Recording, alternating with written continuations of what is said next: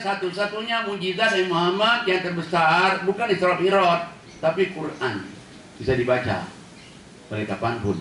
Makanya orang berbondong-bondong kalau kita perhatikan sekarang masuk Islam, mu'alaf center itu banyak sekali masuk Islam. Nggak di Indonesia, nggak di daerah, nggak di Filipina, nggak di Amerika, nggak di Eropa, orang masuk Islam berbondong-bondong, luar biasa. Luar biasa. Bali satu, pindah ke agama Bali, ribuan masuk Islam. Waduh. Baik. Yang kedua kita bicara sholat. Sholat ini kenapa penting? Satu-satunya yang wajibkan oleh Allah yang bukan di planet bumi hanya sholat. Kalau misalnya yang lain itu semuanya di bumi semua. Jibril kasih tahu Muhammad nih. Jibril kasih tahu Muhammad ini. Jibril ini lagi. Jibril ini lagi. Wah, oke bos, kata Jibril. Oke bos. Tapi perintah sholat enggak. Jibril, bawa Muhammad kemari. Kemana? Ke Sidratul Muntaha. Masya Allah. Luar biasa. Apa yang diperoleh ke Sidratul Muntaha? Sholat 5 waktu. Subhanallah. Apa yang diperoleh? Surat 17, 78, 79, 80. Alhamdulillah minasyaitonirrajim. 17, 78, 79, 80. Bismillahirrahmanirrahim. Aqimis salata liduluki syamsi ila ghasaqil lail wa qur'anal fajr. Inna qur'anal fajri kana mashhuda. Wa minal laili fatahajjad bihi nafilatan lak. Asa ayyaba'ataka rabbuka maqaman mahmuda. Wa qur rabbi adkhilni mudkhala sidqin wa akhrijni mukhraja sidqin waj'al li min ladunka sultanan nasira. Shadaqallahul azim. Silakan.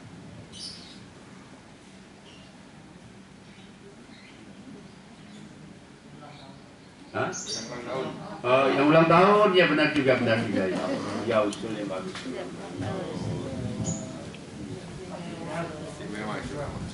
Alhamdulillah diberi kesempatan. Alhamdulillahi minasyaitonir. Maaf benar, yang ini yang ulang tahun. Gara-gara ada yang ulang tahun, saya mau pesan kopi pahit. Ulang tahun, kalau ada ulang tahun ini enggak. Biasanya kalau 5 menit kopi susu bisa gitu. Ini kopi pahit aja. Kopi susu katanya. Boleh dua. Nah, berapa lagi kopi? Kopinya 5. Nggak usah pakai gula. A'udzubillahi minasyaitonirrajim. Bismillahirrahmanirrahim. Laksanakanlah sholat sejak matahari tergelincir sampai gelapnya malam, dan laksanakanlah pula sholat subuh. Sungguh sholat subuh itu disaksikan oleh malaikat. Dan pada sebagian malam lakukanlah sholat tahajud sebagai suatu ibadah tambahan bagimu. Mudah-mudahan Tuhanmu mengangkatmu ke tempat yang terpuji. Dan katakanlah Muhammad, ya Tuhanku, masukkanlah aku ke tempat masuk yang benar, dan keluarkanlah pula aku ke tempat keluar yang benar, dan berikanlah kepadaku dari sisimu kekuasaan yang dapat menolongku. Shadaqallahul azim. Dan katakanlah kebenaran telah datang dan yang batil telah lenyap. Sungguh yang batil itu pasti lenyap. Shadaqallahul azim. Hasil dari Isra Mi'raj dari Muhammad itulah yang dapat perintah sholat. Dirikanlah sholat sejak tergelincir matahari, zuhur, asar, sampai gelap malam, maghrib, isya. Dan dirikanlah sholat subuh. Subuh itu disaksikan oleh para malaikat. Tapi kalau subuhnya awal waktu. Kalau subuhnya jam 7, malaikatnya sudah di Hong Kong. Karena waktu Hong Kong kita jam 7, subuhnya di sana. Nah, jadi balik dari pola tadi, ini 5 waktu harga mati. Setelah harga mati kita laksanakan, baru Allah katakan ada tambahan sholat ini nggak wajib, tapi biar tambahan ini bisa mengangkat harkat derajatmu ke tempat yang terpuji. Jadi harkat derajat kita terpuruk, gara-gara tiap malam tahajud, terangkat harkat derajatmu. Hebat sekali itu tahajud. Nah, sudah angkat harkat derajat kita, saking pentingnya tahajud, doanya pun dikasih. Doanya 80-nya. Rabbi adkhilni mudkhala sidqi wa akhrijni mukhraja sidqi waj'alni min ladunka sultanan nasira. Katakanlah Muhammad, berdoalah mustajib itu. Masukkanlah aku ke tempat masuk yang benar. Berarti keinginan kita benar, keputusan kita benar, kemauan benar dalam hidup ini.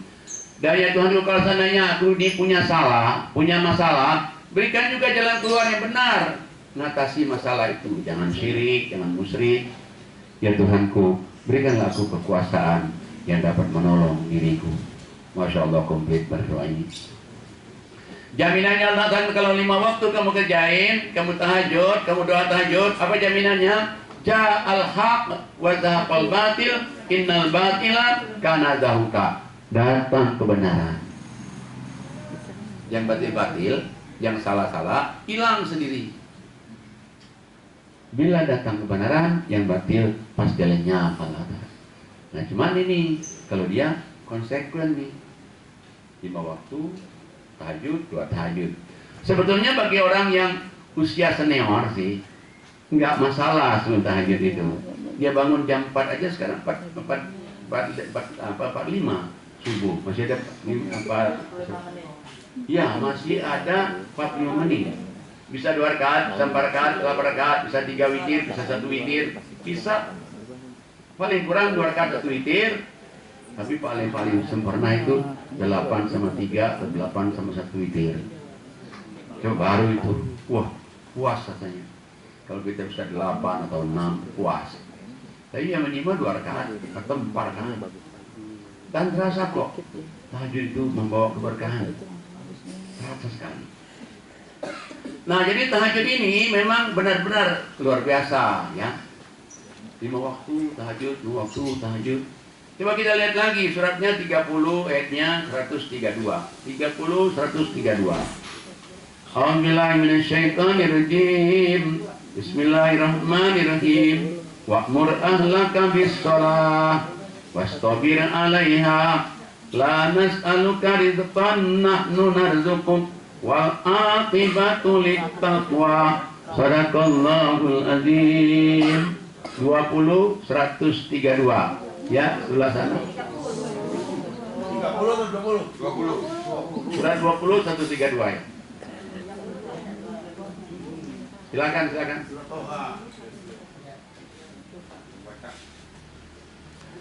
Oh iya, silakan.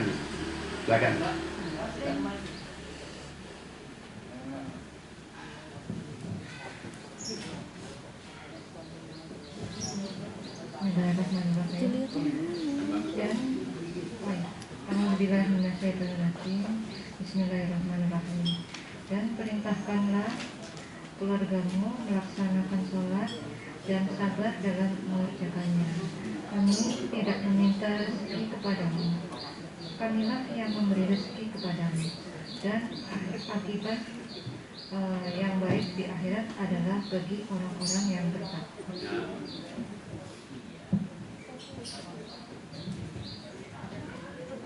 Kita lihat coba jadi yang tentang suruhlah keluarga sholat. Arti keluarga itu kalau kepala keluarganya suami dorong istri, dorong anak sholat. Hei kamu sholat, sholat. Sabar kerjainya. Suruh anak sholat, sabar kerjainya. Allah katakan apa? Allah bilang Allah tidak minta rezeki kepada kamu. Kalau kamu melaksanakan sholat, sabar, suruh keluarga, aku tidak minta rezeki kepada kamu, akulah yang beri kamu rezeki. Dan akibat yang paling baik itu bagi orang yang bertakwa. Bayangin loh, Allah jamin tuh. Berarti sholat itu undang rezeki. Undang rezeki. Ya, coba kita lihat aja. Kalau orang yang sholatnya banyak, ibadahnya banyak, Itu misalnya rezekinya ada-ada aja itu. Ada-ada aja, udah bahagia, rezekinya ada-ada aja. Coba deh kalau orang yang nggak sholat, nggak ibadah itu, susah. Belum mana-mana, aduh. Dikit-dikit nyalain saudara, dikit-dikit nyalain ipar, dikit-dikit nyalain aduh, subhanallah. Yang nggak sholat itu. Tapi kalau yang sholat kan beda. Ya kayak bapak-bapak ibu-ibu di sini kan, kelihatan mukanya cerah, mukanya baik. Kenapa? Ya sholat. Sholat. Kita lihat lagi coba suratnya dalam, ada orang suka nanya kepada saya, Pak, apa sih tujuan kita hidup di dunia ini? Allah menghidupin kita ini buat apa? Padahal yang nanya nih banker, banker, terima kasih. Mari kita lihat coba suratnya adalah suratnya 51 ayatnya 50 sampai 58. Bu Titi nih. Bu Titi. Ini. Bu Titi ini kita kalau lihat di layar kayaknya agak gemukan. Sekarang agak kansingan. Iya. Saya pikir dulu Bu Titi itu ya usianya berapa ya? 40-an, ternyata 30. Al-Zanfirah 50 sampai 58 ya, Pak. Al-Zariyat ya. 55 sampai 58.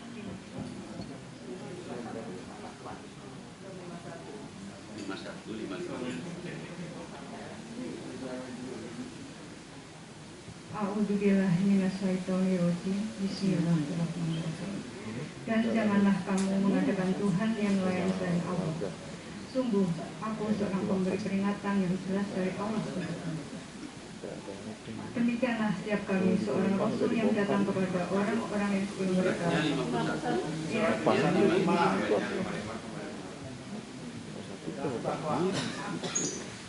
A'udzubillahiminasyaitonirrajim. Bismillahirrahmanirrahim. Dan tetaplah memberi peringatan, karena sesungguhnya peringatan itu bermanfaat bagi orang-orang yang mukmin. Aku tidak menciptakan jin dan manusia, melainkan agar mereka beribadah kepadaku. Aku tidak menghendaki rezeki sedikit pun dari mereka, dan aku tidak menghendaki agar mereka memberi makan kepadaku. Sungguh, Allah ialah pemberi rezeki yang mempunyai kekuatan lagi sangat kokoh. Maka sungguh, untuk Sadaqallahul-Azim. Di meja itu, bergerak. Pak Arman. Ini Pak, ini. Bapak ini. Kita lihat coba ayat ini Allah katakan, berikanlah peringatan kepada anak, peringatan kepada istri, peringatan kepada siapapun juga di dunia ini. Apa yang diperingatkan? Karena peringatan itu bermanfaat bagi orang-orang yang beriman. Apa yang diperingatkan? Allah tidak menciptakan jin dan manusia kecuali untuk menyembahku. Ingat, Allah tidak menciptakan jin dan manusia kecuali untuk menyembahku. Allah lanjutkan lagi, aku kembali lagi, aku tidak minta makan pada kamu, justru kalau kamu sholat ibadat, aku kasih makan kepada kamu. Bayangin ya Pak, dijamin berarti, rezeki dijamin. Jadi kalau kita menyembah Allah itu, nah makanya kalau ada orang yang tidak menyembah Allah, coba lihat pikirannya galau, hidup takut, mati takut. Kalau orang yang nggak sholat, nggak ibadah, hidupnya resah, nggak dapat kebahagiaan. Bayangkan coba kalau orang yang sholat, yang ibadah, hidupnya penuh dengan pasrah, penuh dengan kebahagiaan, pasrah kurang. Tapi kalau orang nggak sholat, galau. Kenapa? Dia mengecewakan Allah.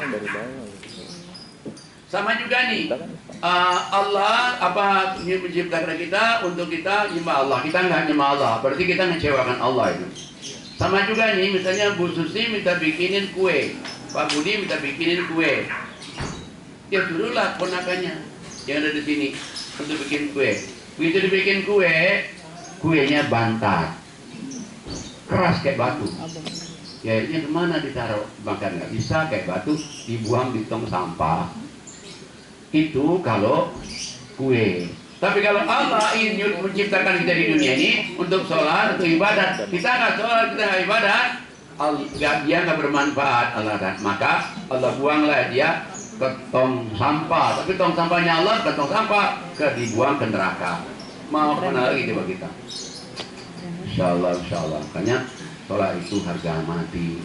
Tapi jangan lupa, kalau dia ngaji oke, sholat oke, tapi kalau dia tidak infak tadi, nggak ngangkat. Nggak ngangkat, betul, nggak ngangkat itu. Harus ada yang ketiga itu. Kenapa mesti ada yang ketiga itu? Mari kita lihat surah 9, ayatnya 99.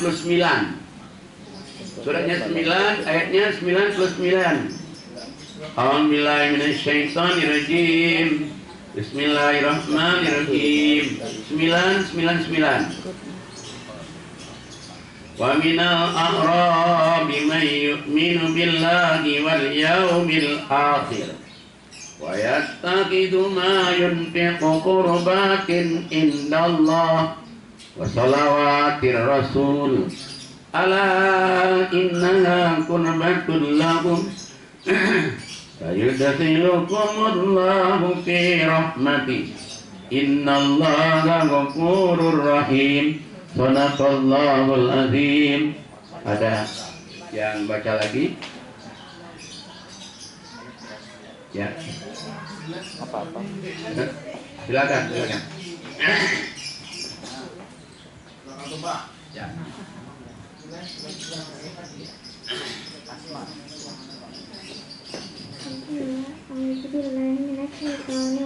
Bismillahirrahmanirrahim.